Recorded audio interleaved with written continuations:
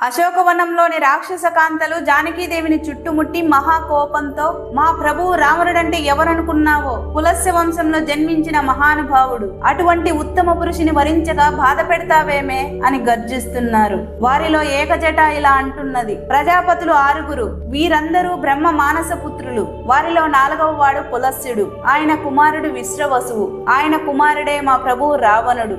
ఆయనను వరించడం నీ అదృష్టం అంటున్నది. హరిజట అనే రాక్షసి అంటున్నది: దేవతాశ్రేష్ఠులను జయించిన వీర సౌందర్యవంతుడు మా ప్రభువు, నీకు యోగ్యమైన భర్త అంటున్నది. వికట అంటున్నది: దేవ నాగ గంధర్వ రాక్షసులను మన్ను కరిపించిన మా మహారాజు నీ కోసం ఎదురు చూస్తున్నాడు.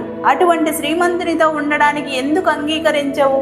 దుర్ముఖి అంటున్నది: ఆయనకు భయపడి సూర్యుడు విజృంభించడు, వాయువు ప్రచండంగా వీయలేడు, అవసరానికి మించి మేఘములు వర్షించవు, అగ్ని అవసరానికి మించి ప్రజ్వలిల్లదు, పిడుగులు వాటి గర్జనను అదుపులో ఉంచుకుంటాయి. వినుటలేదు జానకీదేవి, వింటున్నాడు Hanuma. Friends, follow the next wonderful video. జై శ్రీరామ్, జై హనుమాన్.